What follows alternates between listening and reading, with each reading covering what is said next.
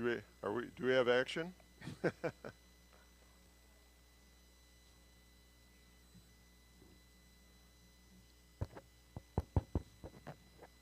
Can you hear me out there?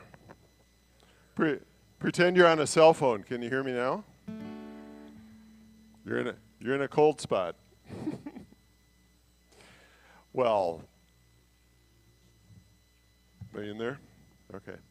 Appreciate all of you coming. And some of you know me. I was 1/4 of the For Your Children school board candidates for those of you that live in Rochester. I have someone from Fillmore County here. Where did she go? She's with the Child Protective League. Oh, there she is. She's talking to Gail. So Fillmore County, right? Anybody know an interesting trivia thing about Fillmore County? It has one stoplight. Okay. It's in Chatfield, right near the Olmsted County border. So if you think you're out in the boondocks now, Sheila, Sheila's from the Twin Cities. So John Whalen, thank you for coming. There's plenty to eat, so there'll be additional food later if you'd like. And welcome to Oak Hills Wesleyan Church. I was invited here by Terry and Linda Husser, and I've gotten involved now with music and with the board, and it's been a great experience. And we're going to be having Pastor Carl coming up and praying to lead off our service after for those of you who can stand, please stand with me, and we're going to sing God Bless America. It's coming through, Terry?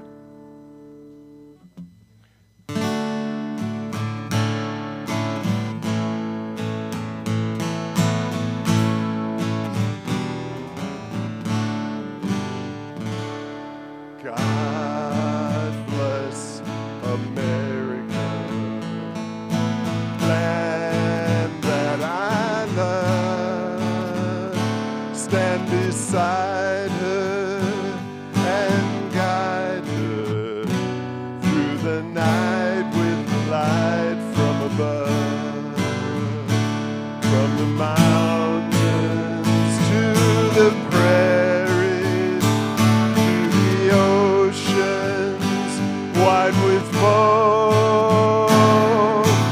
God bless America, my home, sweet home. God bless America, my home, sweet home.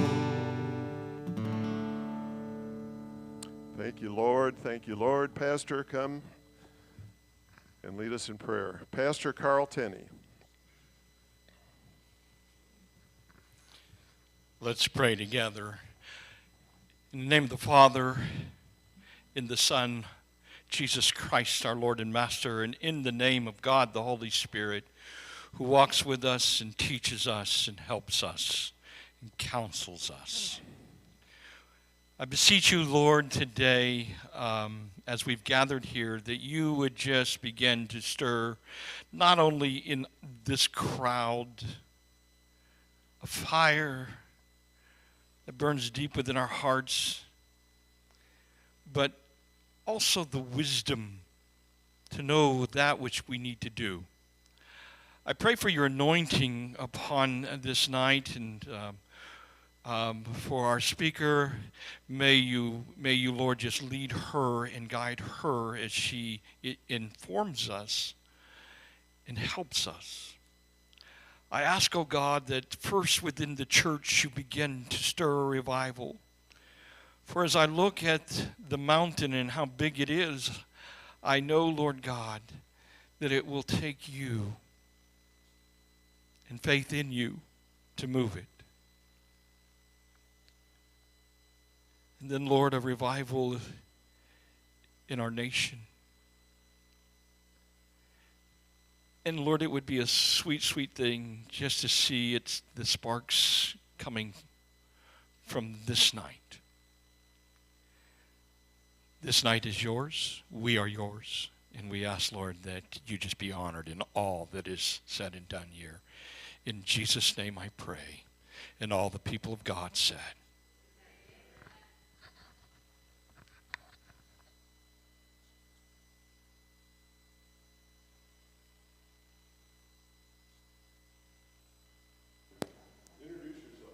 Okay, hi, Kim Rashavi, and I'm also one of the For Your Children people, and we're still doing it. So here we go. Let's do the pledge.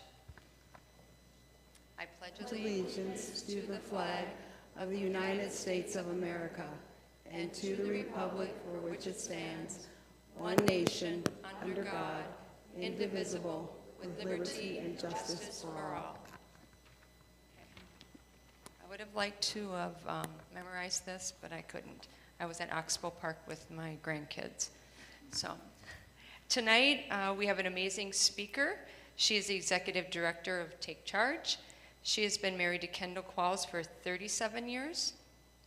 She raised and homeschooled 5 children. That's amazing enough. But that's not all.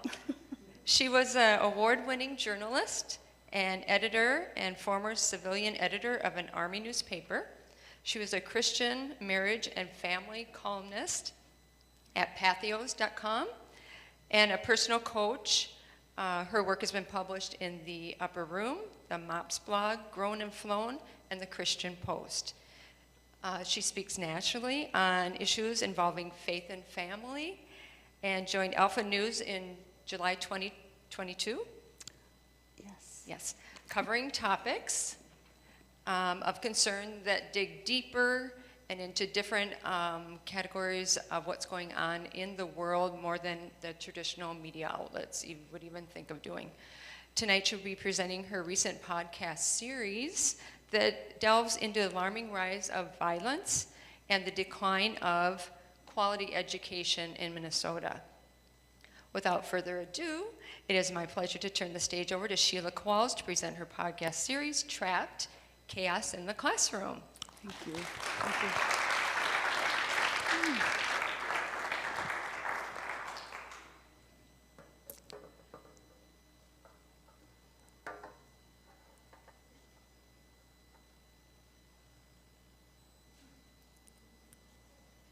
School used to be just like a boys' bathroom and a girls' bathroom, and everyone was either a boy or a girl. But nowadays it's like people will say they're like 5 different genders that like aren't actually genders. I'm being called an oppressor. There's a lot of girls in our class that are bisexual and that are dating. There's a girl in a class who is a furry. She wears ears, sits in boxes, meows, and prefers to be walked. And I'm in 5th grade. I'm being pushed around and bullied. And I've told the teacher multiple times, but she does not seem to care. But in the locker rooms, there's this girl that goes into the boys' locker room even though she's not a boy. I'm so confused. We need to decolonize and disrupt whiteness. It pervades everything that we do, how we start a meeting even. Destroying capitalism is a part of our freedom dream. I feel trapped. Will you help me? Good evening. Am I on? Can you hear me? Okay, great. Pastor Carl, I lost my clicker. Maybe I left it back there? Yep. Yeah. Thank you. I thought you said clipper. Clicker? The clicker. Very technical term. John, that was you that lost that. Well, thanks for coming out tonight. If you have not had an opportunity to listen to the podcast, I'd suggest you go to mntrapped.com. That's MN, Mike November, trapped.com, and download it and listen to it. There are some of these trifolds out on the table, and inside there's a QR code, And if you put your phone over it, it will take you directly to the podcast, and you can download it and listen that way. You know, what's going on in our schools, I think we all know, it's troubling. It's really troubling. If you haven't listened to the podcast series, like I said, I'd suggest that you do, because in it, I spoke with Anthony. And Anthony is a student at White Bear Lake, a white student at White Bear Lake, who was being beaten up every single day on the school bus coming home from school by a black kid. So he complained to his mother. She said, Anthony, you go and handle it. You're a big boy. So he went and spoke with the school, and every morning they would tell him, just go on to class, go on to class. And so his mother went and spoke with the school, and she basically got the same response. There was no discipline. There was nothing. Nothing happened to this kid. He just beat up Anthony until he got tired of it. Then I spoke with Cheyenne, and Cheyenne lives in Little Falls, and she has 3 lesbian couples in her class, and these couples are dating each other. Cheyenne is 10 years old. And then I spoke with Grandma Renee. And Grandma Renee has a 1st grade grandchild, and every morning when she would go to school, her grandchild would go to school, the first thing they would do is give her a piece of paper that had all these emotions on it. And so she had to circle how she was feeling that day. And so after she would circle how she was feeling, then she would have to speak into her iPad and explain why she chose that emotion. And then the teacher would have circle time, and all the kids would come and sit on the circle. And then they would all explain why they chose the emotion that they chose as the teacher recorded them on her iPhone. And then there was the dad who got a call from the school and said, hey, your kid wants to change their name and pronouns. And the dad said, you know what, we're having some trouble at home. I don't think that's a good idea. And the school said to him, administration said, you know what, too bad. We support gender diversity, and so we are going to change the name, and we're going to change the pronouns. And they did. And so when these parents would go to school for parent-teacher conferences or for anything, the teacher would be referring to the child by the name that she had chosen. She'd come home with papers with this name that she had chosen. So in this podcast, I just tell stories of parents and teachers and students, and I allow them to tell you in their own words what's going on, because these people are the most credible, because they're inside of the public school system every single day. Now, a lot of people have said, oh, you know what, she's just anti-public school. She doesn't like public school. Well, I went to public school. I went to a public university. I know what public school used to be, and I'm not anti-anything. But I am pro-kid, pro-family, and pro-America. And our schools lack accountability, and our kids, unfortunately, lack consequences. And so what's the result? Well, Minnesota standardized test scores are the lowest they have been in 30 years, and only about half of our kids are reading at grade level. Just about half. Now, I didn't come here to tell you stuff that you already know, because chances are, if you're in this room, you probably already know that. But I did come here to talk about how we can help other people understand, maybe connect with other people to help them understand what's going on, and then what can we do to get a better education for our kids? So I believe right now we have a unique opportunity. Turn to somebody and say, unique opportunity. That unique opportunity, we live in a society full of homeless liberals. So what do I mean, homeless liberals? They're not hanging out on the streets. Well, these are people who are true liberals, but they feel like the left has abandoned them with all these radical policies that they just can't get on board with.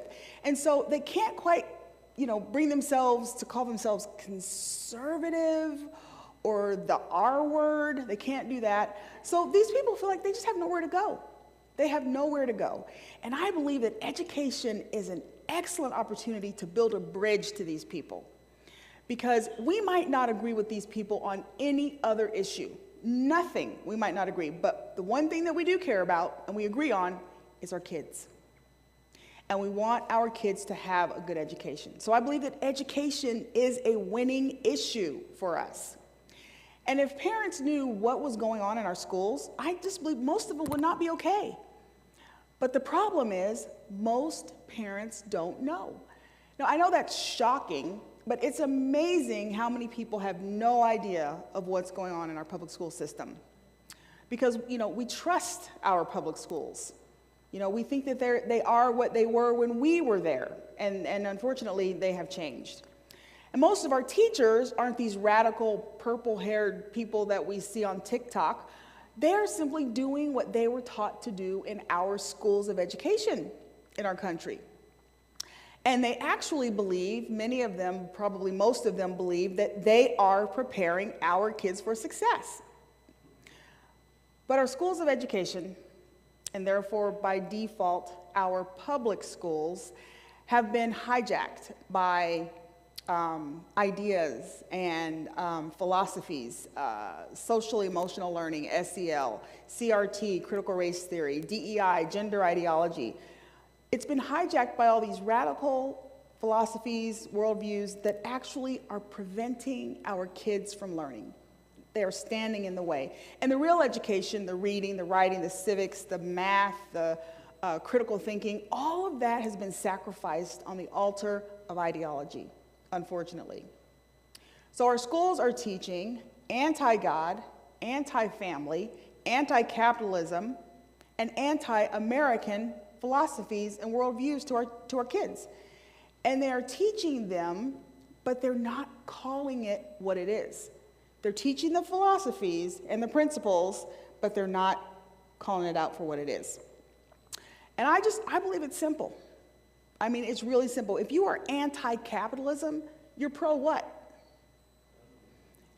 If you're anti-God, you're pro what?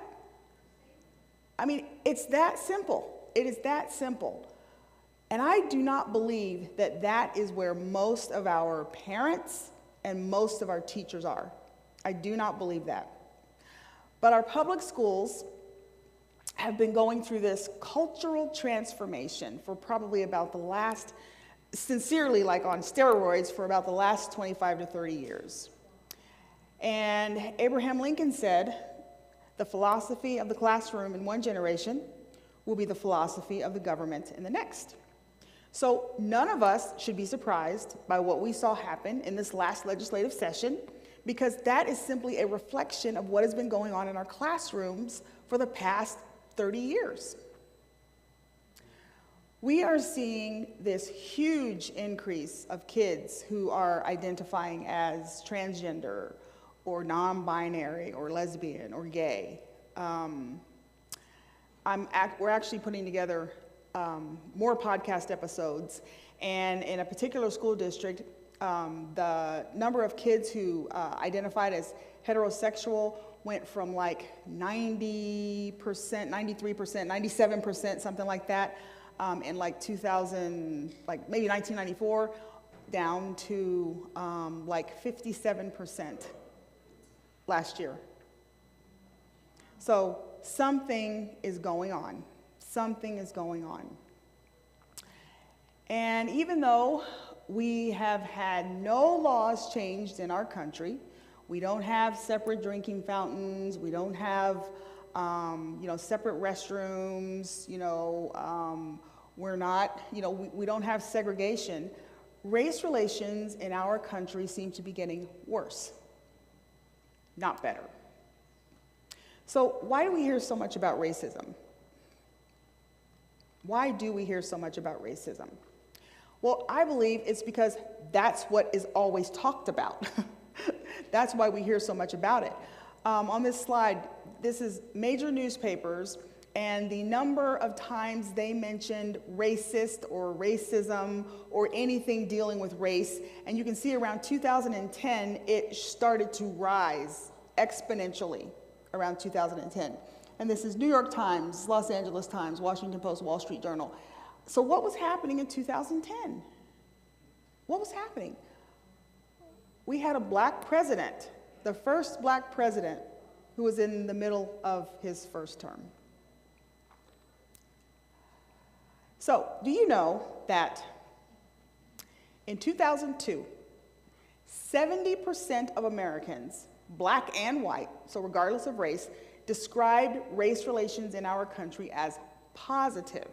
70%. By 2021, that number dropped to 43% of whites and 33% of black people describing race relations in our country as positive. So at the same time, this perception in our country of race relations is declining, we have a black president who is in the middle of his second term.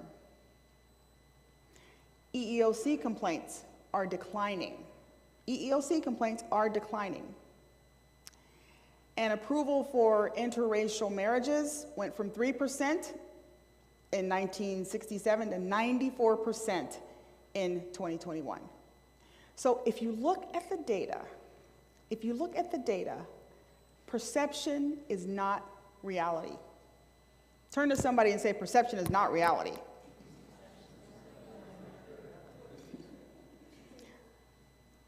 So do you think if people knew this information that it might change what they thought? Or maybe it, might give them a different perspective? Well, most adults don't know this information. Most adults have no idea. So if adults don't know this information, grown-ups don't know this information, our kids don't know it either. Because they're not teaching our kids history in schools. I visited the campus of a prestigious university in our state, and I asked questions from the U.S. citizenship test. And that's the test that immigrants have to take. They have to master this test if they want to become citizens of the United States. So I did kind of a roaming, man on the street kind of a thing. And I asked the question, what are the first 3 words of our Constitution? What are they? We the people. Yeah. What do we call the first 10 amendments to the Constitution? Bill of Rights. Why did the colonists fight the Revolutionary War? This is a question that there's a lot of mumbling, blah, blah, blah. Yeah, there were several reasons. Whatever you're saying is probably right. there were several reasons. Freedom, taxes. Who's the father of our country? George Washington. And what is the name of our national anthem? Yeah, so this is all stuff that you know by what? Maybe 3rd grade? Maybe 3rd grade. Usually you learn a lot of it in 1st grade or sooner. Well, this is the way that the students answered these questions. What are the first 3 words of our Constitution? For the people? Or, I don't know. What do we call the first 10 amendments to the Constitution? The 10 Commandments.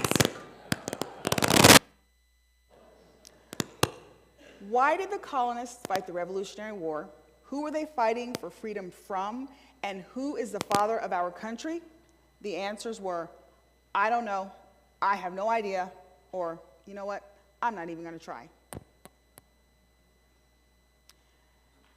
Teaching history cannot change the past. But if we don't teach history, it will definitely have an impact on our future. Because our shared history is what binds us together as a people. It's what we have in common. And public education is dumbing down our kids. It's dumbing them down. And while they're dumbing them down, they are simultaneously teaching kids all the sins of America. They teach about slavery. They teach about how hard it was to be a slave and how awful it was. And they teach about Jim Crow, segregation. They teach about lynching. They teach all of this stuff about our country and all the sins of America, but they teach none of its virtues. They don't talk about the progress that we've made. They act as if, or they teach it as if, the world we live in today is the same world that my father lived in, who was born in 1929 in Memphis, Tennessee, grew up in the Jim Crow South. His life and my life are nothing alike. He would have loved to have grown up in the America that I grew up in. So we don't even talk about the progress. So what happens when you tell somebody all the bad things about something? Is my earring doing that? When you tell someone all the bad things about something, and you don't tell them any of the good, all the bad stuff. Well, what happens is you cultivate a culture of contempt. No other country in the world teaches its kids to hold contempt towards their country. No other country in the world does that, but that's exactly what is happening in our public schools.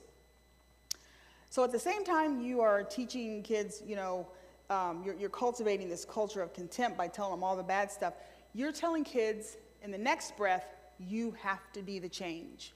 You have to be the change. Your parents are part of the problem. They're the ones who created this oppressive system that we live in, but you can do something about it.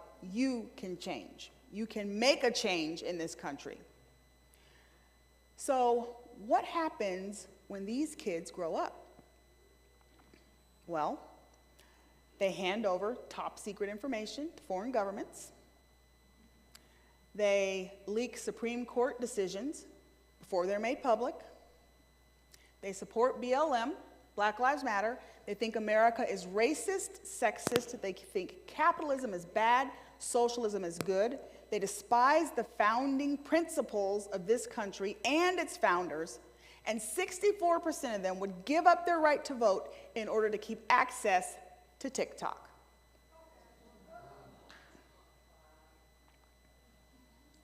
That is shocking. So call me an optimist, I don't know, but I do believe that we can turn this around. Even here in Minnesota, I believe that we can turn this around. Because it wasn't that long ago that in this state, we had one of the premier education systems in the country. I mean, this was a great place to educate your kids, and I believe that we can have that again. I believe we can absolutely turn this around and have it again. It's not like we're trying to create something that never was. We're just trying to return it to what it actually was. But I believe that we need to start forming new habits. And so we need to form 4 new habits: communicate, candor, courage, and commitment. So communicate, that's the first one. I'm going to share some data with you. One study found that more than 70% of Americans, regardless of party, see members of the other party as brainwashed, arrogant, and hateful. That's regardless of party. And then a study called Lethal Mass Partisanship found that 15% of Republicans and 20% of Democrats believe that the country would be better off if large numbers of the opposing party just died. Education is crazy. Education should not be partisan, but we've made it that way. We divide up into our little political camps, and then we don't talk to the other people. We don't agree on one issue, and we just say, well, you know what, I'm not going to talk to you at all. I was speaking with a gentleman a few weeks ago, and he was saying that he had someone at his house who was working on something, and he mentioned, I think it's the guy who's running for president, Vivek. I guess he had posted something like his 10 commandments or something like that, and they were, basically American principles and how we treat people. And so he asked this guy, well, what would you do if you came in contact with somebody who actually believed what this guy is saying? And the kid said, well, I would just cut off all contact. I just wouldn't talk to him anymore. That's where we are. That's where we are. But we need to talk. We need to talk. As uncomfortable as it may be, we need people who see things differently than we do. I mean, just think about it. What if your husband saw everything the same way? Well, okay, not that one. That would be great. That would be great. But we need people who see things differently than we do, because they might help us, see something that we might be missing. That we might not agree on everything, but they might give us a perspective that we hadn't thought of. And if we don't talk, we can't find points that we agree on. We all agree that kids deserve to have a quality education that prepares them for success, to be successful adults and to live an independent life, regardless of economic status. We all agree on that, yes? And we all agree that kids deserve a safe environment to learn in, right? We all agree on that. And we all agree that girls don't need to compete against biological boys in sports. We all agree on that. But we're never going to ever be able to find those points that we agree on if we don't ever talk to one another. And also consuming information from sources that you don't agree with. Because that helps you, number one, understand the other side, understand a different perspective. And also, it helps you when you're talking to people, because if you know what they're going to say, then it gives you an opportunity to formulate a response. Instead of standing there like, it gives you time to think of something. So you already know what you're going to say. It prepares you to respond. Next is candor. We need to ramp it up in the candor department. We cannot be afraid to voice dissent. We have to be able to say what we think. I'm not sure. Is that me? Is it something I'm doing?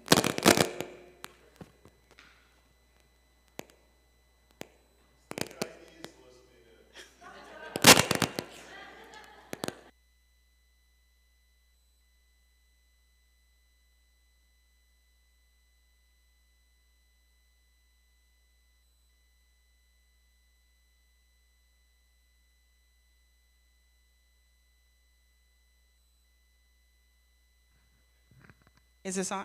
Yes, it is on. Okay, great. So we have to be able to say what we think. A political scientist coined a term, preference falsification. And I say that is just a fancy way of saying peer pressure. That's what it is. Because it's when you feel pressure to conform to an idea that you may not agree with, but you feel public pressure from people around you to say, yep, this is a good idea. And so when enough people feel that way, it leads to what is called pluralistic ignorance. And this is when people conclude that the majority of people are in favor of an idea when in actuality, they really aren't. So what happens when we think everybody's thinking this one way? Well, we self-censor. We don't say what we think. We remain quiet. And then that leaves room for this very, very, very tiny minority, but very loud minority, to gain power and make other people, or make it appear as if the majority of the people feel and think like they do. We need to have courage. Now, courage isn't just having the nerve to speak out when you disagree or to voice an opposing opinion. It's having the nerve to defend someone who's being ridiculed for speaking out. Have you ever thought about that? It's not just speaking out. It is actually having the nerve to defend someone who's being ridiculed for speaking out. See, a study found that the folks who actually are going to shame you and name call you, they're actually a very tiny, tiny minority. 8% on the left, 6% on the right. Not that many people, but they're loud. They're really loud. And so a study found that when you're afraid to speak out, when we're afraid to speak out, we're not afraid of being ridiculed. We're afraid that no one will come to our defense. I can't tell you how many times Kendall and I, my husband and I, speak and we talk about race, relations, and this faulty narrative that's circulating around our country. And invariably there's somebody in the audience who, totally disagrees with, what I'm saying. And they are the first one to raise their hand and voice their opinion, in opposition to what I'm saying. So usually there's a lively back and forth, and but not a word from anybody else. And then when the room quiets down and people are wandering out, invariably 1, 2, 3, a dozen people will come up to me and say, you know what, I really agreed with you, but I was just too afraid to say anything. So we have to be willing to speak up. Courage is contagious. So when somebody else is speaking up, speak up too. And then commitment. We need to commit to one message. So if it's a parents group or whatever that group is, we need to find a message that we agree on, and we need to commit to that message. And that message, I believe, needs to be academic standards and declining outcomes. Parental rights, that's all related. It's one big fat issue. But we need to commit to that one issue and not everybody go off and talk about their own little issue. Well, I don't like this or I don't like that. Find that issue and then commit to it. And then target that issue. And that target should not be your child's teacher, because chances are that teacher probably feels the same way that you do. We need to commit to keeping the pressure on until we see change, not letting up. I mean, we are like, we go in, I don't like this CRT, and they say, well, too bad, and we go, oh, and we go home.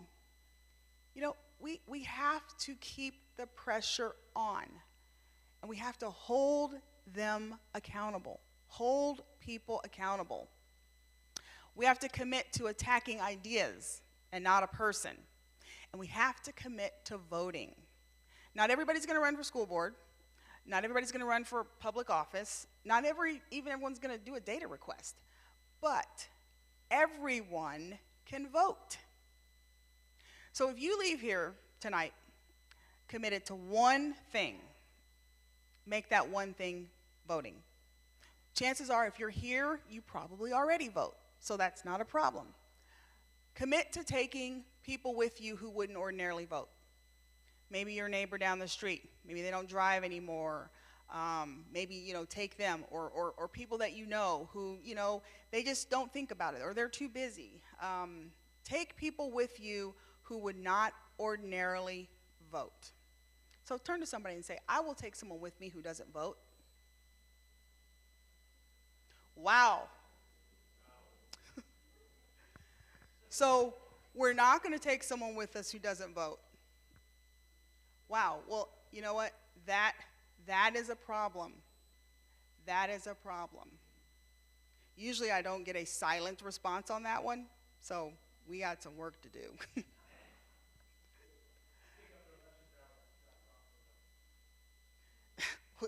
Yeah, that's what they do. So, but take people with you who don't ordinarily vote.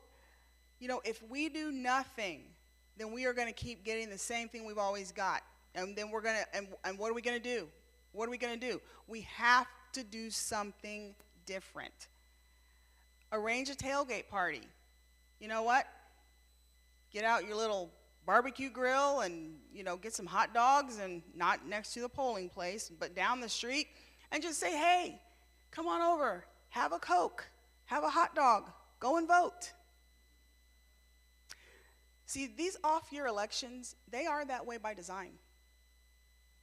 They are counting on the fact that you won't be paying attention. And that's exactly what happens. People aren't paying attention. They're not paying attention.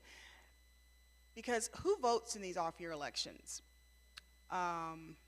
Teachers' unions, that's right, teachers. Very, very, very few people decide school board races. And not only that, they're nonpartisan, so you can't just go up there and, check the D or the R. You have to know something about the candidates.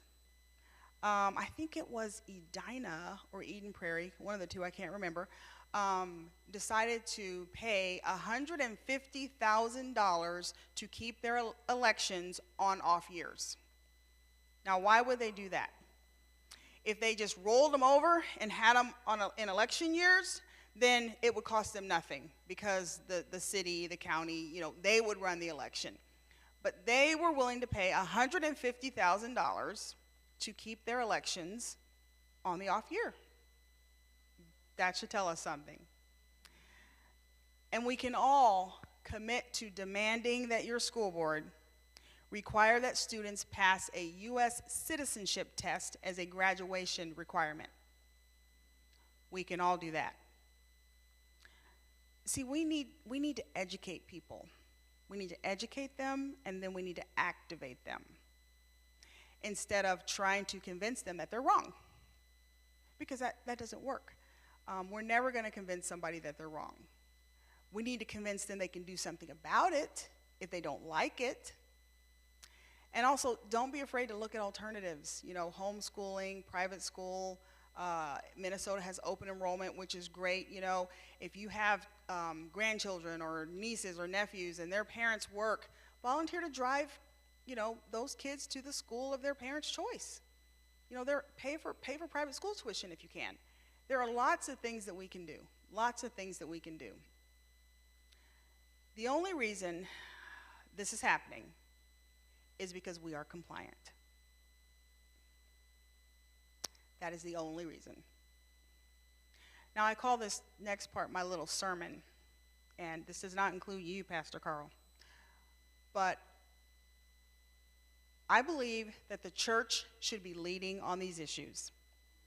Can I get an amen? The church should be leading on these issues. With the distress that we see in our society, the church has got to stand up. Got to stand up and understand, educate parents of the role of public school in their children's lives.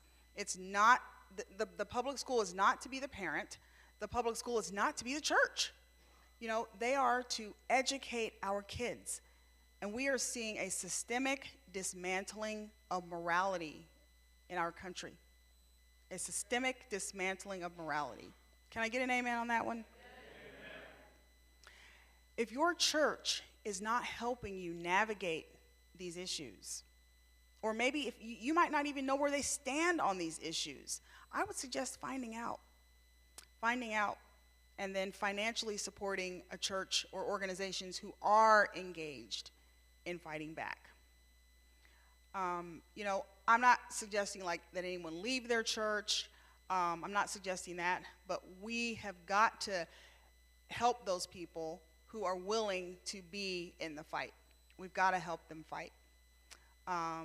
You can't be afraid. You can't be afraid to leave. You know, my husband and I left the church because we felt like, you know, on Sunday morning, you know, as the band played on the deck of the Titanic as the ship went down, you know, that's what it kind of is like in church on Sunday morning. You think everything is rosy, the world is great, because they're not addressing the issues.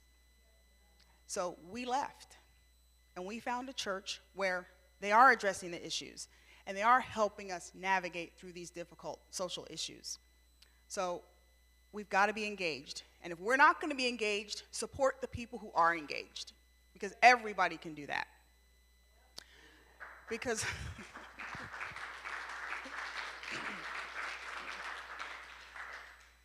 see, our real challenge, it's not the CRT, it's not the gender ideology, it's not the race-based discipline policies, it's not all the social justice junk.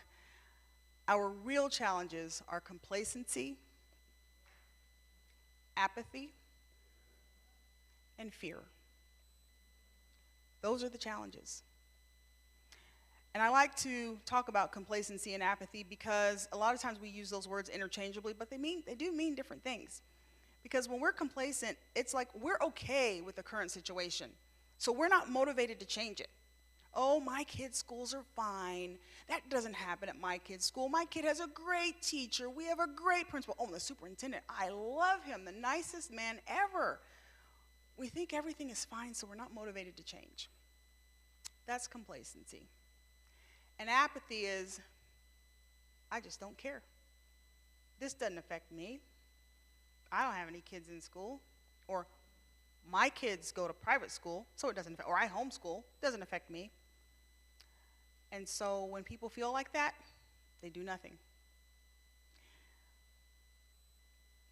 And if people feel like everything is fine, or if they feel like they can't do anything about it, or it doesn't affect them, that's what they're going to do.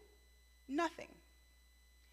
In our public school, this is an issue for all of us, regardless of if you have children in school or not. Because public school children, something like 94% of American kids go to public school.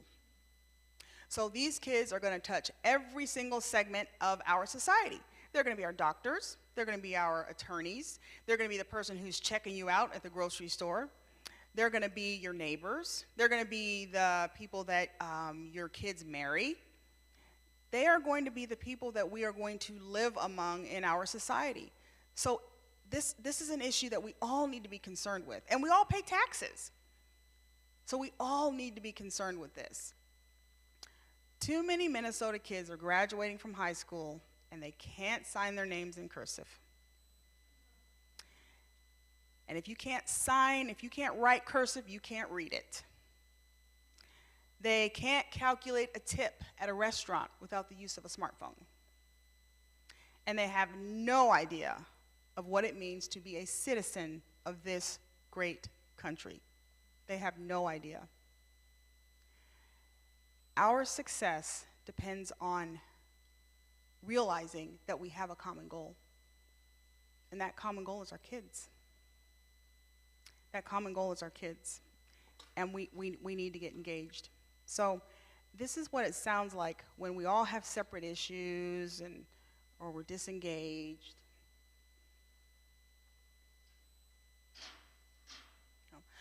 I don't like CRT.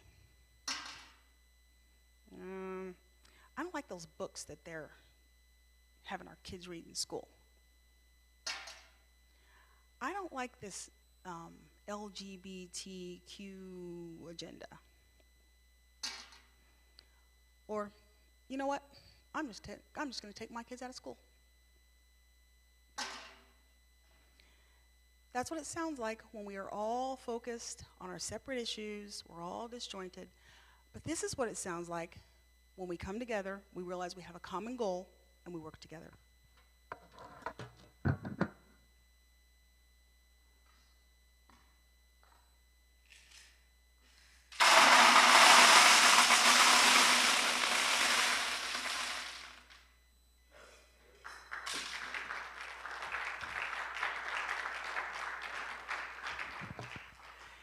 These are our kids. And these are our schools. And we all need to get engaged in whatever capacity you can do that. Get engaged so we can take our schools and our country back. Thank you for coming out.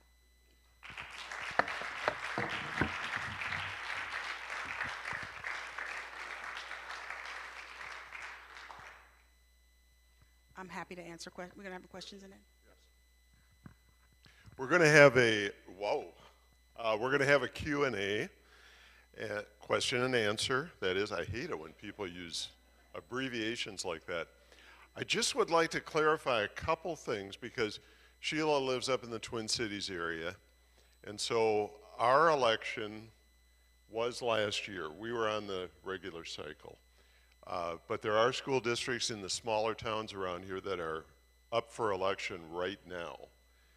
But I want to make sure everybody in this room knows that the school district is coming after you with palm extended right now.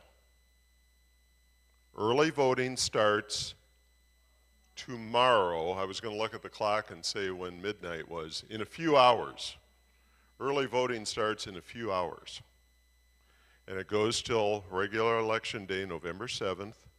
They're coming after you for $10 million a year for 10 years, and it's almost certain that that would be renewed for another 10 years because of another ridiculous law that was passed in the recent wonderful legislative session that allows them to renew it without putting it in front of the voters.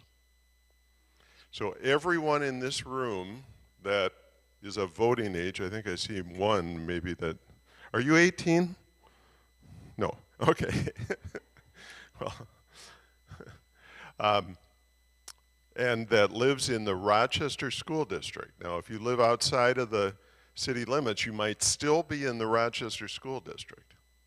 We need you out there to vote no. And also the city is coming at you for another 200 million.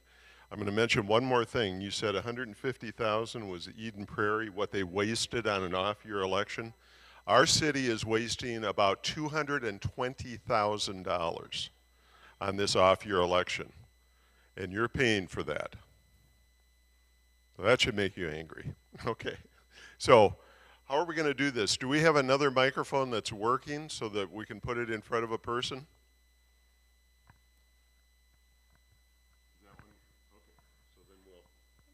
Also, do we have a school board member or a? No, we all lost. Somebody who's knowledgeable. You know, why don't you stay up here with me and just answer questions? You can only answer specific I questions. have reinforcements. That's right. All right.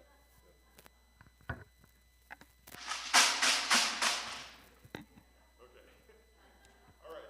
So if we have a working microphone and someone wants, do we? Or not? Not yet. Okay.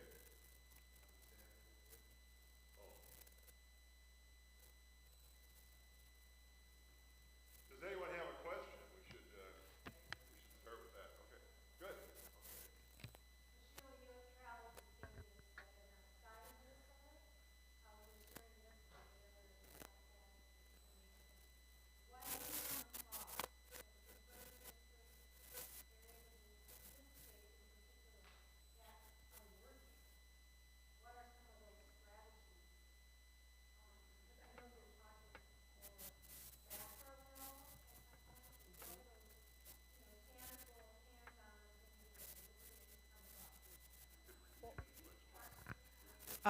Her question was, what have I come across or that's working in other areas in our state? You know what? The answer to this problem is parents. It's parents. And Anoka Hennepin has a really strong parent alliance. So they are organized. They go after issues. They meet regularly. So that they're keeping people informed of what's going on in school. So I really believe parents are the answer. If you don't have a parents group here, I would suggest forming one. And if you need help in understanding how to do that, I am sure that Minnesota Parents Alliance Anoka Hennepin Parents Alliance would help you if you needed help with organization. I'm sure they would be very happy to answer questions. There's also Minnesota Parents Alliance, and they put out a voter guide. You know, they endorse school board candidates, or not endorse them, but they let people know. Well, I guess you can endorse them because they're nonpartisan. But they let people know what candidates are, what they stand for, what they're about. But I would really say parents, the most effective places are where they have really strong parents groups. And Minnesota Parents Alliance did endorse us, the For Your Children, when we ran last year. They have their hands full right now with all the off-year school board elections right now. But is this coming through? Yep. We're going to switch since you're stationary. Okay. Question, I'll come with a microphone to you. Kim? Okay. So in dealing with our current school board, and even when we were running for school board, they won't even acknowledge that they're teaching CRT or DEI. They will absolutely say that's not what we're doing. How do you get around that? Well, actually, can you hear me? Actually, when they say we're not teaching CRT, they're actually telling the truth. Because there's no curriculum, there's no textbook called CRT. It doesn't exist. What CRT is a worldview. And they are teaching our kids a worldview that is anti-God, anti-family, anti-American. So going after them and saying, you're teaching CRT, you know what? It's not effective. Because, like I said, they can look you in the face and say, nope, we're not teaching CRT. Because they're really not. They're teaching all the principles. And this picture is a way bigger picture. I mean, this is really, really big. And most people don't realize what's going on. But they are teaching principles to our kids and without ever calling it what it is. So kids don't go home and say, oh, I learned about, Stalin, or I learned about, whatever. They're not going home and saying that kind of stuff because they're not mentioning that stuff. They're just teaching the principles, like be kind to your neighbor, look out for other people. Isn't it good if we all are the same? If nobody has more. Capitalism is bad. I was at, I think it was Coon Rapids High School after school, and I was just walking around asking kids questions. And, what is capitalism? Nobody knew. High school students, nobody knew what capitalism was. Had no idea. But sort of a redeeming factor, at least at this one school, was when I asked them, what is communism? I got responses like, boo, that's not good. So that, so that's good. That's good. But our kids should know what capitalism is. All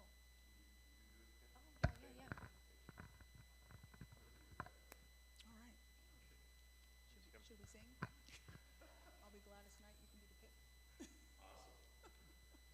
pit. Mrs. Qualls, I think that you keep up on the legislative session, especially this last one. And I was wondering if you could maybe confirm or deny some of the legislation that went through as far as funding psychologists, psychiatrists, counselors in our schools, the transgender sanctuary legislation went through. So I think there, last year, our independent school district 535 increased property taxes to 4.7%. This time they're doing this other type of levy in this vote. And I suspect that part of this is because they want to fund these unfunded mandates that came down from the 2023 legislation. And so I just wanted to get confirmed before I make my question too long. Thank you. I am not an expert in everything that happened in the legislative session, but a lot of bad stuff happened. I will say that. A lot of not good stuff happened. And they are funding, the goal, I believe, is community schools.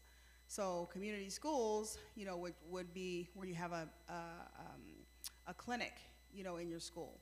So they're already giving them breakfast, they're giving them, lunch, free, right? And then, they can get their health care there. Hey, that would be great. So, the goal is separating the child from the parent. Separating the child from the parent. And I did read something about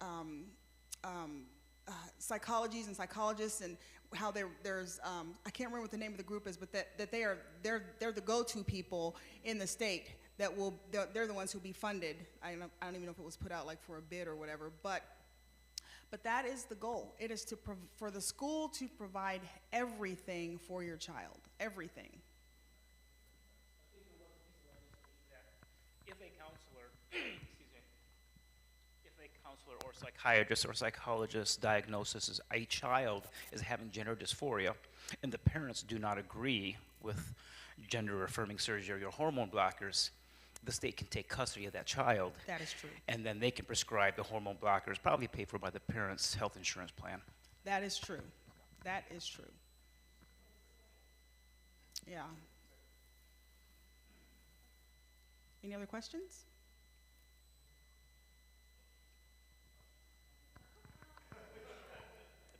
You can take time to think of another question. Okay, look, you have it now. I walk this over to you. Okay, I'll have a question after you if nobody else does. Okay, thanks. Well, I just really wanted to know if you could, for someone that's still trying to learn all this stuff, did you say $200,000 that Olmsted County is paying for this off-year election? How does that, where does that money come from? It comes out of your pocket as a taxpayer. Okay, and where are they putting it?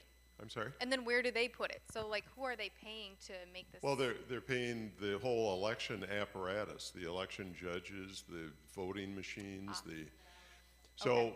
and as Sheila said, when she was talking about that Twin Cities Suburban, there would be no cost if you did it in the normal even year election. So it's wasteful, and they want more money. So it's another reason. In fact, Diana Freeman, a lot of you know Diana, sitting in the back there, and she wrote one of her legendary long letters that that I tried I tried to bring it down, but it's still 150 words more than the Post Bulletin will accept. But I'm going to see how much of it we can save. But I had that in there about the, what they're coming after you for is money, and they're wasting legendary amounts of money. So that is what our messaging is in this 5 weeks that we have. We literally, 6 weeks maybe. We got a week in September, the month of October, and the first week of November. That's all we've got. And we need every one of you to talk to every person that you know. And I'm looking at a guy from Wabasha County. I'm sorry, you're exempted from this. But, I mean, send text messages on your phone. Take a picture of that flyer that we have. When I live in a townhome community, and when I walk the dog, I've always got 5 or 6 flyers on me. I came across a group that was having a social time. There were 6 of them sitting in a circle. I handed all of them out. And 2 people of those 6 knew that this was happening. The rest of them didn't. I was with a substantial businessman last night. This guy's making $500,000 a year. He had no idea this was happening. And his house is not going to be $11 a month. It's going to be like $60 a month, okay? So it's just information. Get the information out. I know the left is working on this, but I don't think they're working as hard as, I could be wrong, but I don't think they're working as hard as on the even year elections. I think a lot of people are going to fall through the cracks on their side. If we get all our people out, we can win this thing. And it'll give us momentum going into the next election. So my question is, when you see what's going on in our public schools, it is not a localized, organic, grassroots thing. You see this everywhere. I come from Melrose, central Minnesota, small town, 3,600 people. It's there. It's everywhere. Not only is it here, but it's nationwide and it's worldwide in every single government-controlled school system. So what is the source? Where is this coming from? I don't know, like, the source. But I do know that what you said is true. It is everywhere, and it's an agenda. It's an agenda that is larger than any of us can imagine. I know that the National Education Association is pushing a lot of this. So that's how you get it in, Little Falls. You get it in Moose Lake. You get it in all these little bitty towns because it's coming down from somewhere else. And I believe that they plant people, like they'll have someone move to a community that's maybe a conservative community and then have that person get a job as a teacher there, and then that person, just starts doing things in the school system that, Delano, I mean, very conservative community, but they have the most liberal school board because no one pays attention. No one pays attention. But this is a much larger agenda. I don't know, the World Economic Forum. I mean, this is it's big, and I don't know the source. Well, actually, the true source is Satan. That's the true source. That's the true source. But I don't know which earthly factions he's using, but there are a lot of them. There are a lot of them, and we have to understand that, and we have to help other people understand it. Because when you say things like, they're teaching Marxism in our schools, or they're teaching communism in our schools, people just turn you off. They go, you know what, this is America. We don't do communism or Marxism, So, so we don't blast people, with that. We help them understand what is happening. They're teaching things without, that would be like if you said, you know what, I think that it's a good idea if all the girls are over here and all the boys are over here. Okay. Now, you know what, I think it would be a good idea if all the black girls are over here and all the white girls over here. You know, well, now I think it's gonna. So there, you know, so what you're teaching is segregation. You're teaching, let's separate, let's be apart, you know, by race, but they're not calling it segregation. You know, they're not calling it racism. They're not calling it that, but they're helping kids understand or making kids understand or agree, because a lot of times, you know, these are really high-pressured situations that are going on in these classrooms, and these kids are uncomfortable because nobody wants to be the out guy, right? So they're forced to say things that they wouldn't otherwise say, which is why I believe so many of our kids right now are identifying as something other than heterosexual. Because if what they say is, your parents created this system, your parents are the oppressors. And so if you agree with your parents, if you agree with what your parents taught you, well, what does that make you? That makes you an oppressor. So what 8-year-old is going to want to be an oppressor? They're not. So what do? Oh, well, I'm bisexual, you know, and then that puts them in the group of people who are the victims. So that we are creating a class of victims. That's what's happening. Everybody's a victim. Everybody's a victim. And so it's, like I said, this is way bigger. Like you said, it is all over the world. It's not just in the United States. It's not just in large cities. It's everywhere. Everywhere.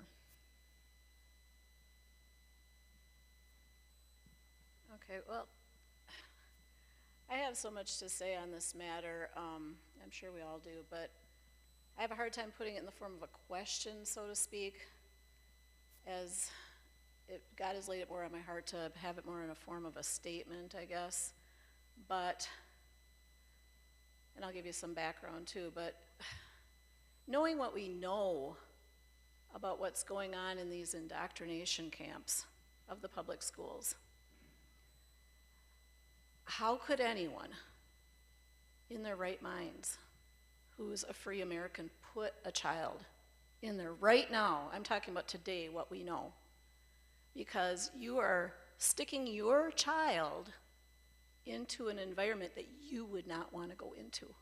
I swear, as the Lord is my Savior, that you would not want to go into that environment. How do I know that?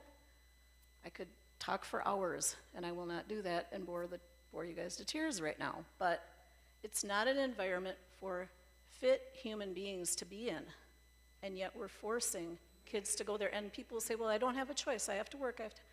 Try to find a choice. Try to find a solution so your kids, especially at a young age, do not have to be in these indoctrination camps. At least give them a solid moral foundation, and then give them a chance. If they want to go at a later age, it's going to be hard. Give them a choice when they become a thinking, moral human being. But do not take kids that do not have a solid moral foundation and put them in these hellholes. Because I know some of the teachers, and I only have to know a handful. And if they have command of a classroom for the day, they are looking for the kids that are weak, vulnerable, come from a bad home. Oh, Johnny, are you sure you're in the right body? Are you sure you're not attracted to the same? Look at, you have a friendship over here. Don't you want to explore that? This is the satanic stuff, and I'm just saying that's one example. And so if we have any way to get our kids out, get them out. If you can't, homeschool Christian school, but be involved in that Christian school, because there are people on power trips and having problems in the Christian schools. And my final statement is, if you have kids that are grown and flown like mine are, this is convicting me to be in there volunteering, doing more things. Am I ready to jump in and try to win a school board, position right now? Not necessarily. But if they won't let me in there to volunteer, I'll be like, hello, why not? I'm an upstanding, tax-paying member of society. I want to come in and read to kids. I want to come in and volunteer. But that's my 2 cents, and like I said, it's not really a question, but I guess the only question is, why would you? If you could find another choice under a rock somewhere, why would you? People do feel forced, and that's sort of how they're structuring our society. They're making it so that, you know what, you feel like you gotta have two cars, you gotta have this kind of a house. They don't want moms home raising kids. They want moms out working, so they're not raising kids.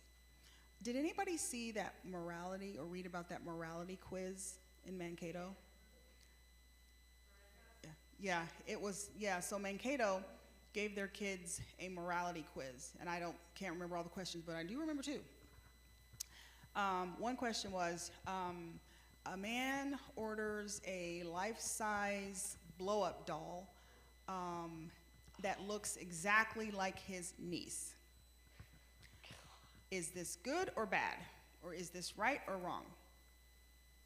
A brother and sister are home. Neither one of them has ever had sex. They just want to try it out just to see what it's like. Is it okay for the two of them to do it? Is that right or wrong? I mean, this is sick, sick, sick stuff that they are putting into our kids' heads. And I don't know why people would, allow their kids to be in that situation. That's what they're spending the money on. Yeah, exactly. Okay? Yeah.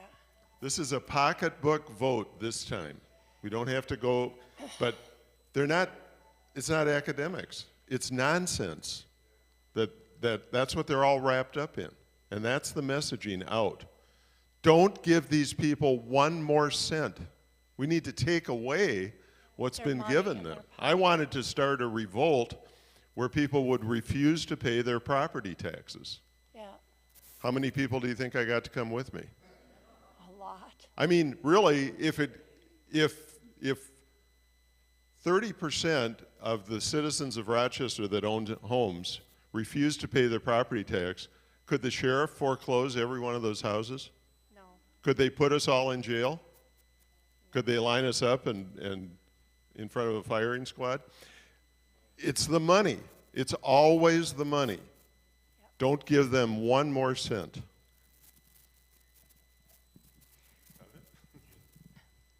I'm from the Southeast Minnesota Patriots, Diana, and I have about 300 people in my group, and next October 29th is the next meeting we're having Pastor Witherington speak to us, and he's with Restore Minnesota.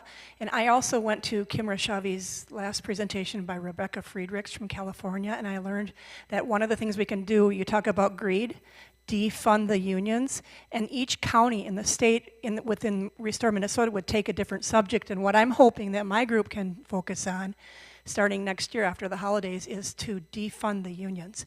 And she's got this program in her book called Adopt a Teacher, and then we go into, each of us takes a school, and we adopt one teacher at a time, explain to them why they don't need to be in the union anymore, and that they can get their benefits cheaper elsewhere, and that what the unions are doing, and explain that they're paying for Planned Parenthood and abortion and CRT and all this other garbage that's going on. A lot of these teachers, I was told by Rebecca Friedrichs, are actually conservatives. I thought a lot of them were Democrats. I was told a lot of them are conservatives, but they're living in fear, and they're afraid to speak out because the unions are the mafia. That's what I learned. Do you think, my question for you, Sheila, is do you think that if we choose that subject to work on rather than a different subject, defunding the unions, that is the best way to go about trying to, like, taking their money away, the unions' money away? Are we taking their power and control away? Would that help with stopping some of these issues, is my question. I actually think that's a great idea. Okay. To defund the unions. The problem is the same problem you have with the property taxes. It's getting people to go along. And like Rebecca said, adopt a teacher, because those unions they are like the mafia. They really are. They make their lives miserable. So I think that is, if 50% of the teachers dropped out of the union, I mean, that would really, they would take a hit. You won't get 50%, but you might be able to get 20% or 30%, enough to where it hurts. Yeah. Yeah. It might take several years, is my thinking pattern. It might take a few years to get to all of them, because it's such a big, huge project. Mm-hmm. But if we worked on it for a long period of time, so many times a month. There's a group, I cannot remember what they're called, but they basically, they fight against unions. And I cannot remember what they're called, but they actually mailed out letters to teachers in Minnesota, and said, encouraging them to get out of the union. It had a link, telling them, click here, and it just walked them through the process of getting out of the union.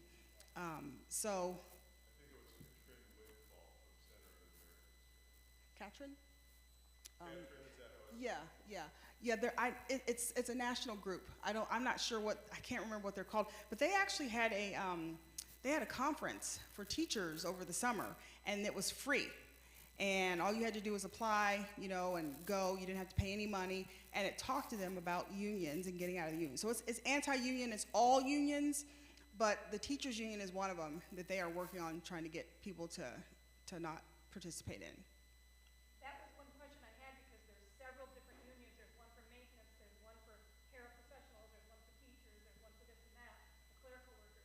Should we start by focusing just on the teachers union first? Is that the big one? That's the big one. They are probably the most powerful union in the country, in the whole country, and they fund. They only donate to Democrats. They don't donate to anybody else. And so you would think that a lot of teachers are Democrats, but it's that silent majority thing. They're scared to death. They are in the minority. We need to start acting like we're in the majority. We act like we're in the minority, and we need to act differently. We need to act differently. Speaking about, I just stopped teaching this year. I'm a high school teacher because I just said I just got to stop for now. I got to take a break. So, I'm finding other ways to get, and get to the kids and love them and help them. And my grandchildren go to a Christian school there, and I live in Rushford area. So I'm trying to pick up how we can reach out more in that area, which I think is the real Southeast, by the way. You guys are, I don't know where you are, but we're down there, with the. And I've only lived in this state for 4 years. My husband retired, and we moved out here to be by our grandchildren. But one of the things I can tell you about schools is, the kids aren't as woke as you think. You know what I'm saying? It's like give the kids some credit. They're a lot smarter than we realize. And that, yes, there's a huge power that's pushing everybody in this earth, into this submission thing or whatever they're doing to us, and we won't get in that bunny trail. But I'm trying to say, have faith in our kids, because whatever's going on, they're pushing it basically on our kids. And a lot of the kids, most of them don't agree with that. As a high school teacher, I had them when I went to Chatfield, and I was the only one not in the union, and I'm telling you, they kind of run me out on a rail, but I worked my rear end off till the end, and I was faithful to it. But it was weird being the only one that wasn't in the union. I refused to join that. I refuse it. And I told him, and I was vocal about it, and it cost me the job. And I really liked it out there, but when I started the whole school, a bunch of very conservative parents gave me a bunch of gifts. And somehow they knew I was different, because most of the teachers at Chatfield are from Rochester. So but I talked to a lot of teachers, and a lot of them just don't want to speak up because they're afraid. And we need to be strong and courageous. And we need to start trusting our God. And those kids, I'm telling you, they need us more than ever. And they're no different than we were. They really aren't. They're being pushed into this. They're being forced into it. It's very demonic, like you said.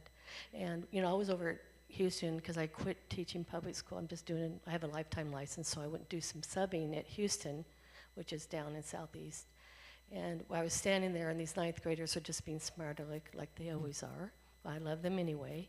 And they said, so what's your pronoun or something? I said, well, I don't do that. And the whole class clapped. Wow. So I'm just trying to tell you, don't lose hope. I mean, this is, like you said, sometimes you just got to push a little bit on the bully. And then they're wimps and they run away. Look at all the movies and things we've seen. So like she said, just quit being afraid, because God has given us the power. Those of us that are believers in here, He gave us the power when Jesus paid that price on the cross. And when are we going to start taking it and pushing back? Because I'm telling you, there's a lot of teachers that believe like I did. But I got burnt out. I'm getting older, and I thought, you know what? God's got something else for me to do that I can help in a different way right now. So don't lose hope. Press in. God is doing good things. We're a lot better than we were in the old days. Women, everybody. So don't believe the lie. And so sorry, I'm preaching here, so. No, it's true. Thank you, guys. True. Yeah, our kids are not woke, but they're being taught that. That's being pushed on them. And then, peer pressure. This lady has a contribution. Oh. We had a side chat. So he asked me if, kind of going off of what you said, if I'm seeing that in the school.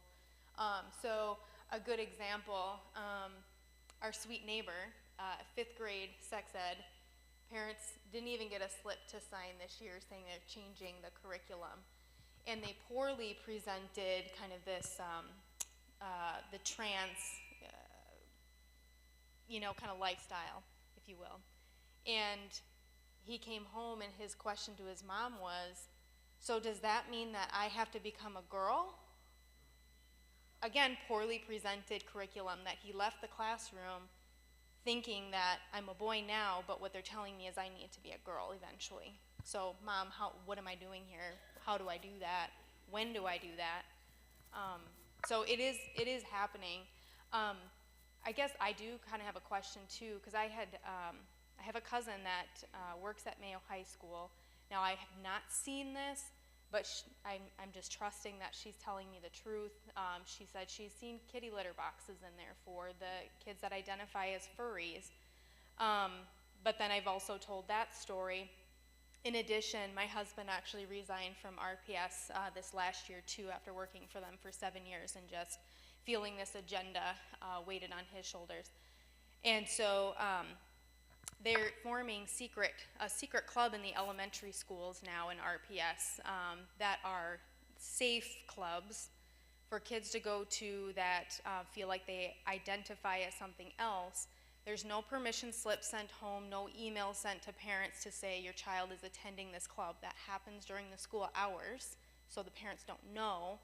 And this occurred in a staff meeting. And in the staff meeting where they're presenting this safe club, they're also teaching that if a parent asks about the pronouns, you cannot disclose that. That's not something you can talk to the parents to. My husband was livid, shaking, went to go talk to the principal, saying this isn't right, but that's what RPS is going towards. So all these things to say that I know it's happening, and I have only expressed this to one other person that I work with, and she's like, I don't believe it.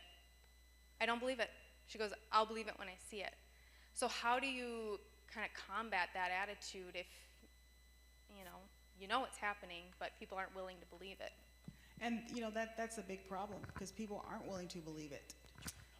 So I believe, you show them evidence. You go get a book from the library and you show it to them.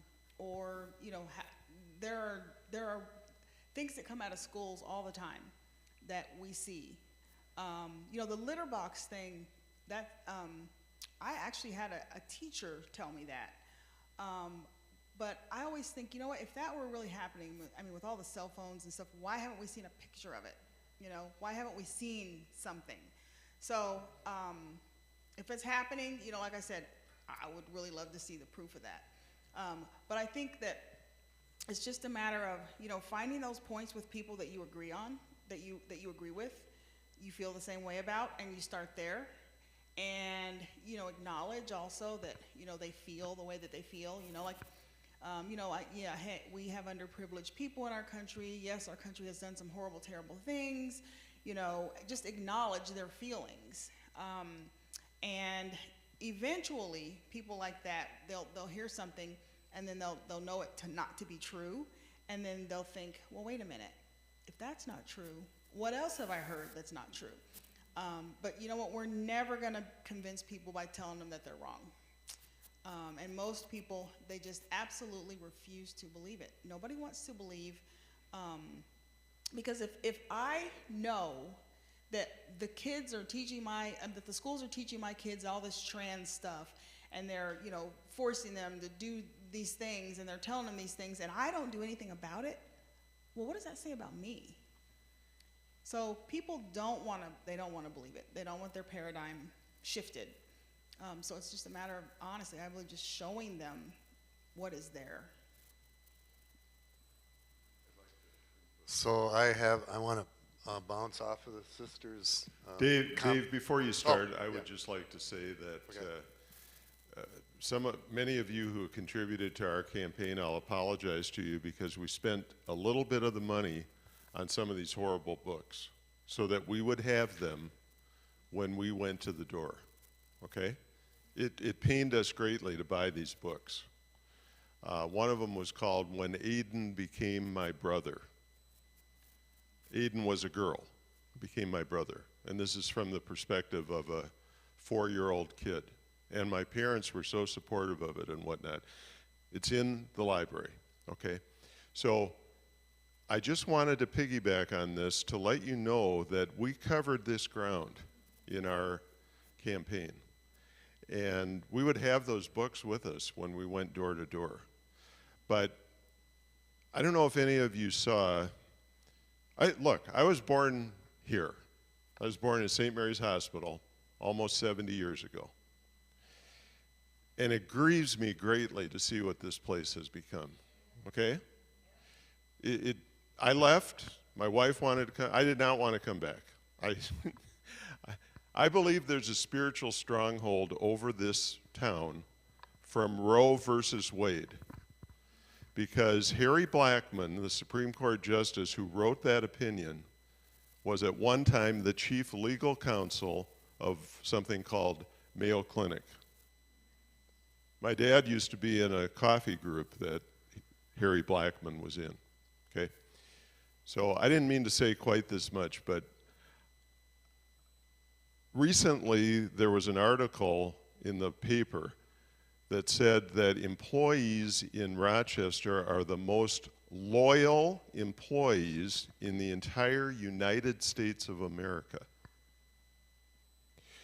When I read that headline, I said, that explains a lot right there.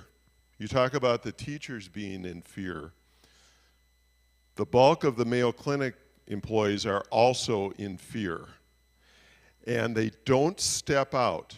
They don't get active in things like this. This town is asleep.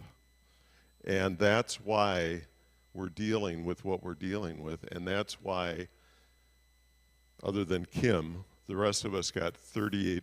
Okay. I just want to say one really quick thing about something that you said about the safe schools.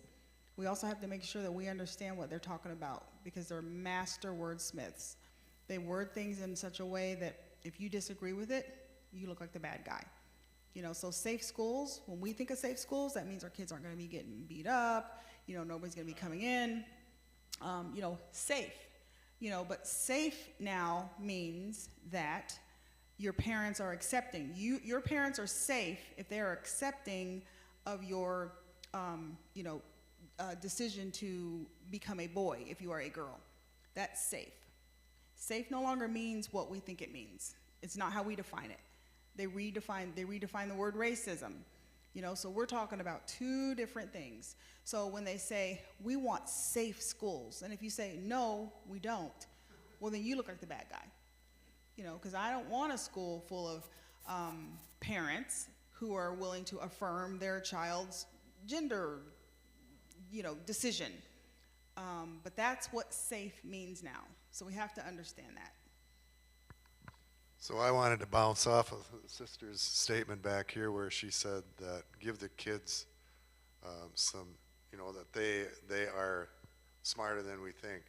So I saw a video yesterday about some Midwest school where the kids, boys and girls, went on strike because of the bathrooms.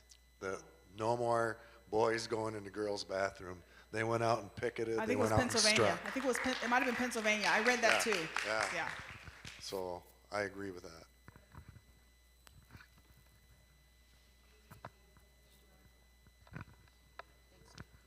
Just in case people didn't know this, I wanted to share that Megan Hewitt in Pine Island, they have an ice cream store, started a low-cost school, Christian school. A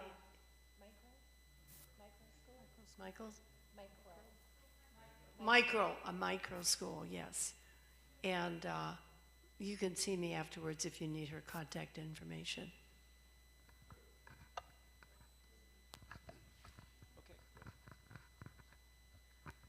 I would like to make a comment. I don't speak very often. You have to remember. Okay. Oh, there we go.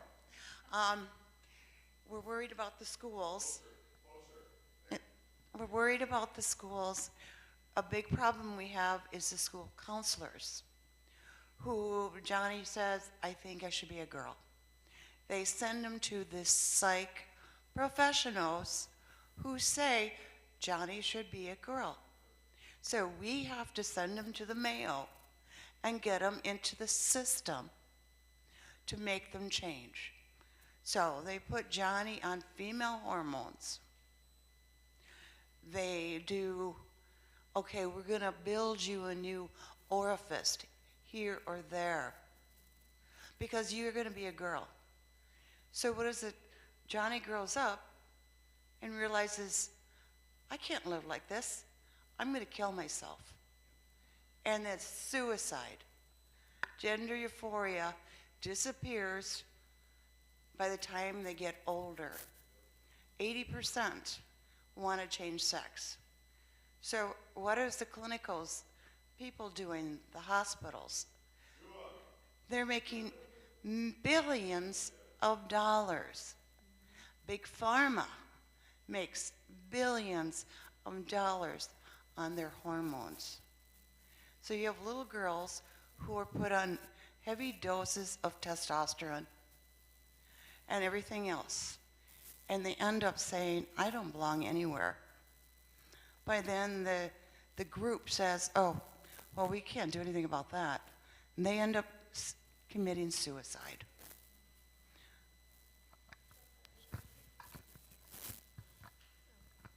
Hi, thanks for talking. I just had a question because I have some friends who are new teachers, and you've touched on it a lot already. There's different things you can do, and I liked your comment about the 5 C's.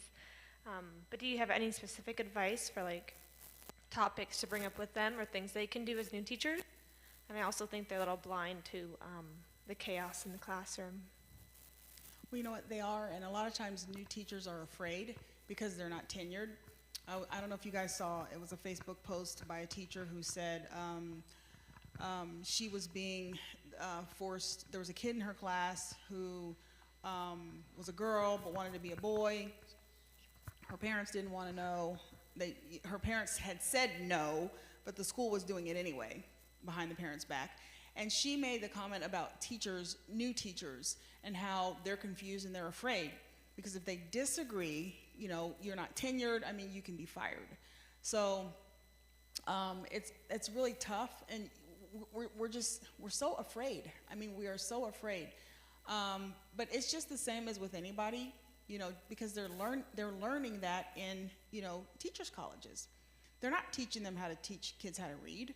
They're teaching them that kids need to, you know, have the freedom to choose their pronouns, and that, you know, you don't have to choose your sex. You know, sex is non-binary, it's fluid, you know. They're teaching them this stuff. And they may not agree with it, but to voice that opinion and say you don't agree with it, well, you know, you put your livelihood in danger. So, I mean, it's tough, but it's true. You know, I talked to a lot of teachers, new teachers, who said that they probably won't be teaching in 5 years because they can't, you know, that's not sustainable. You know, you can't pretend to be something that you're not. But the majority of the teachers are conservative. And the majority of the people, like I said, believe like we do. And we need to start acting like we're the majority, because we are.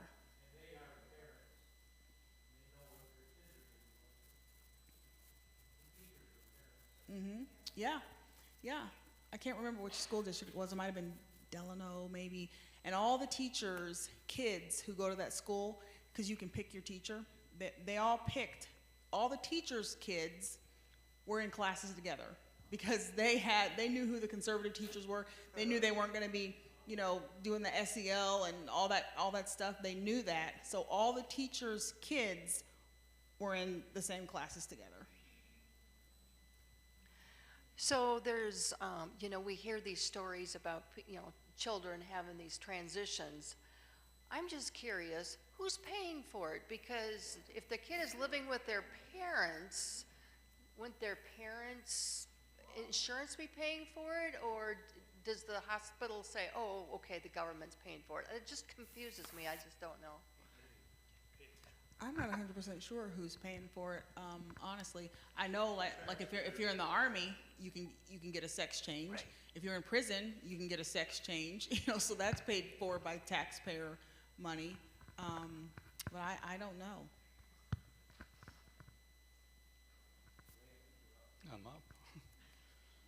I'm up.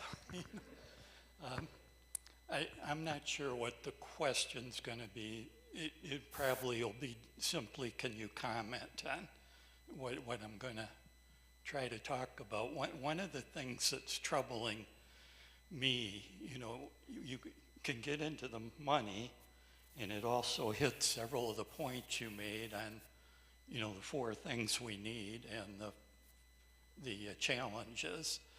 But we, as a school system in Rochester, they've started a whole new group of the administration, and they hired like 12 or 13, and I believe they call them equity specialists. And they have a lead person over that I don't know what the title of that person is, but it bothers me. You know, they're asking for money. A lot of money goes into this. Administration just keeps growing as fast as you can dream up a program or a problem. You have a whole new bunch of employees to administer and deal with it. I don't know what they're dealing with. You know, I'd like to stand up and speak and say, you know, what is going wrong here? Because I picture these people getting involved when racial people can't get along and other things are happening that are causing friction among students, that they would come in and try to quiet that. And essentially, I picture them being an advocate for somebody that's going to be deemed the oppressed one in whatever the situation is. And I'm looking at this and saying, what has gone so wrong, you know, that we have to staff up a whole new department of administrative people and specialists to contend with something that should be a natural thing of building relationships and getting along with people. And we can't, apparently that doesn't work in the schools to the extent we need a whole department. We need to fund it. And what are they doing? Now, I would like to get before the school board, ask some questions, you know, and tell them that I'm concerned about this. I do have that thing, you know, the fears, because I'm going to be called racist and a whole bunch of things.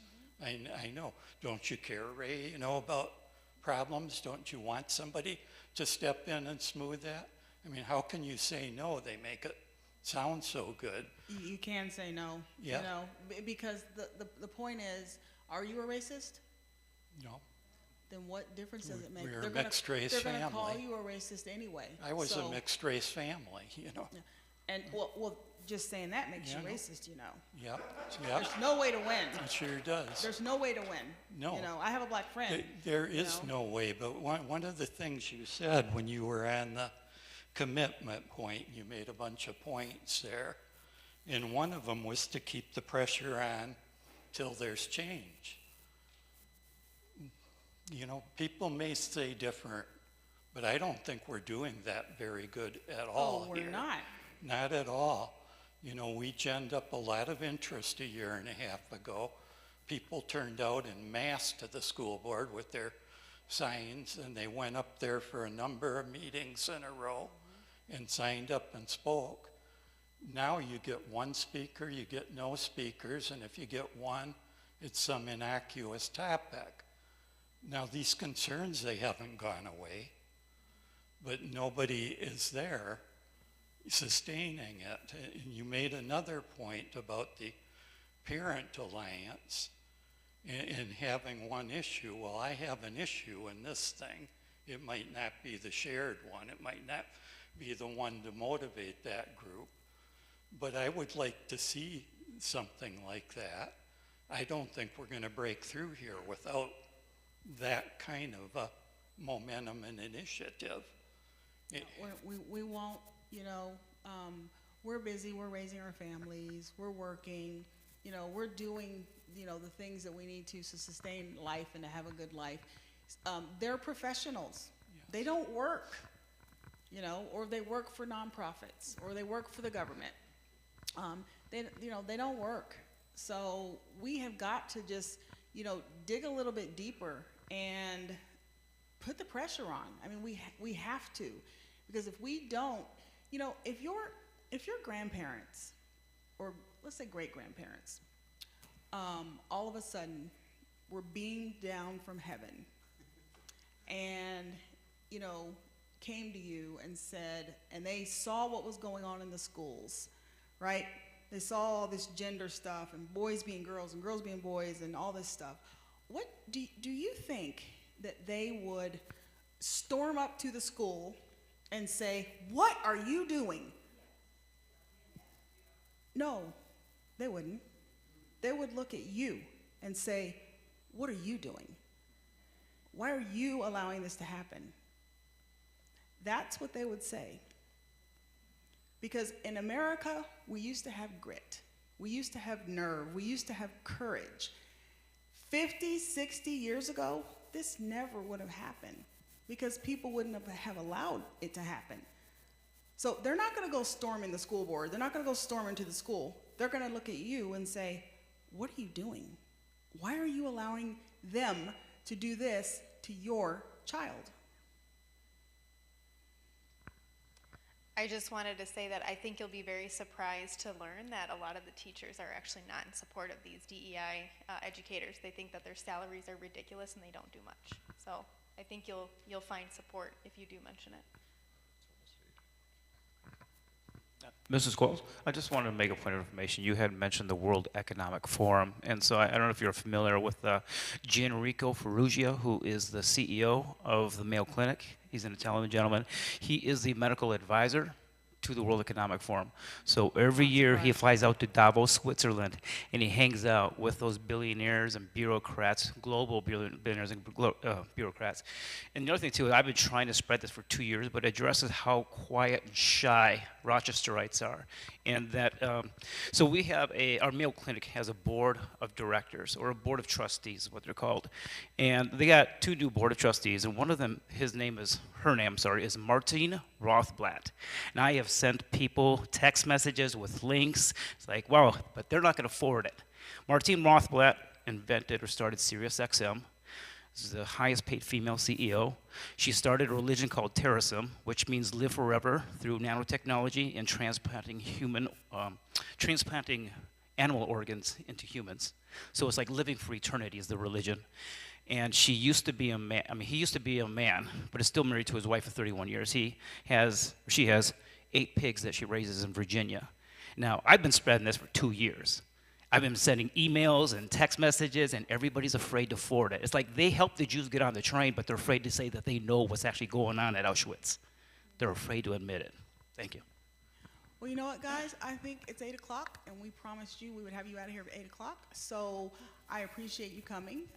If you have more questions or comments, you know what? Feel free to email me. You can email me at sheila@alphanews.org.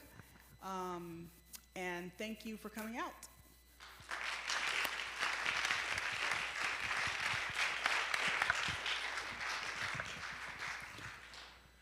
Would you give her another round?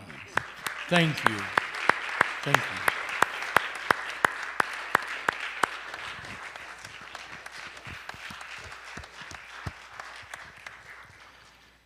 I was open to do this because about 8 years ago, when affordable health care became unaffordable, had to go to work to support my preaching habit. I'm addicted, and it takes money. And I work for Rochester Public Schools.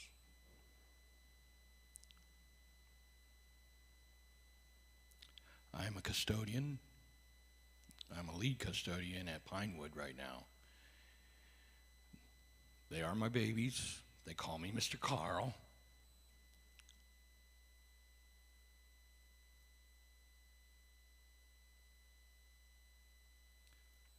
I can tell you a lot of stories. I've seen a lot. To say I'm concerned, well, my wife wishes I had just shut up about it. I think I want to thank you for being here. I have been praying. I have taken stands.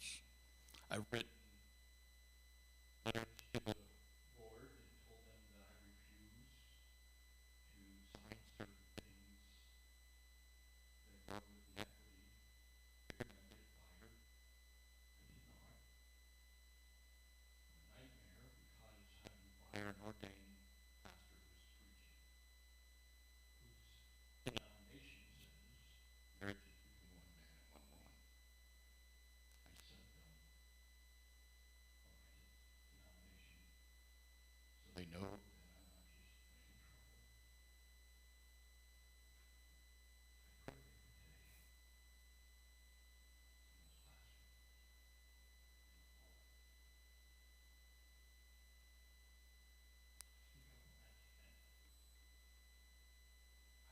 me to Friday. I've been in 17 of the schools. I asked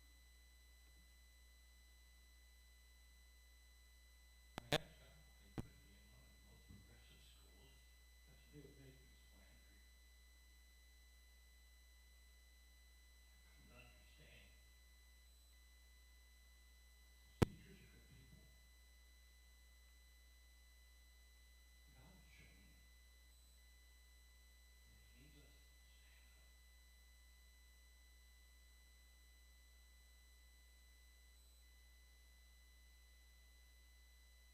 up. I wanted God to take away when I opened the door, and this COVID was going on when I was at Friedel. I wanted him to remove all the sex junk. I told God, I told teachers that this only keeps sex on the minds of junior high students, whatever I'm thinking. God didn't take it away. But I can tell you this, I was there for a year, a little over a year. And God told me to encourage teachers and pray for them, so I did. They were all struggling because of COVID, and they were doing hybrid classes. And I would, when I would have opportunity to talk about God, but most of the time, just ask them how they're doing, ask them if they made any rocket sciences today, is it true to encourage them? They didn't think so, but I told them we taxpayers are counting on it. I started to see at the end of the year, I didn't see the same-sex stuff come down, but I started seeing scriptures go onto the walls.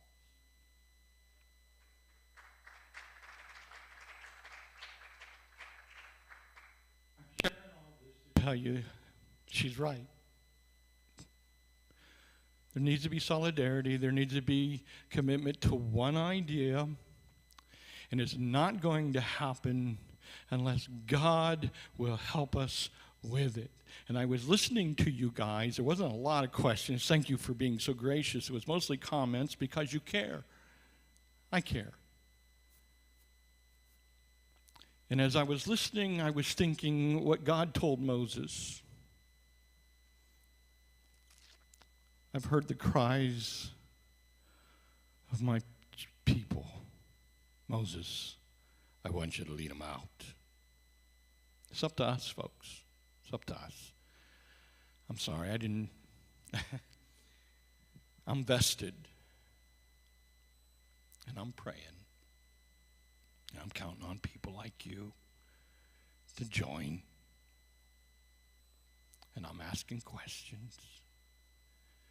God has shared with me that the school board is not the enemy. They're the mission. Teachers are not the enemy. They're the mission. They're lost. And they're trying. Thanks for coming tonight. Thanks for putting up with me. Thank you, Sheila. I can't say it enough. Thank you. Can I pray for you guys, and can we pray for the schools? Father, I just come to you tonight. I thank you for who you are. I thank you that with you all things are possible. I thank you that you use us. I thank you that you call us. I thank you that you employ us. I thank you that there are individuals who are concerned, and I have heard it tonight. And I pray, oh God, as I open this service, I pray for revival. I pray, Lord God, that we would be, as your instruments, we're not the ones who work miracles, but we would begin to see the hand of God moving in our schools. I pray specifically for where I am planted in Rochester. I pray for Sheila as she goes around, because I think the message needs to get out. And I pray for these, Lord, who care so much. Like you, I hear their cries. It's not on deaf ears. Bless tonight and anoint tomorrow. In Jesus' name I pray. Amen.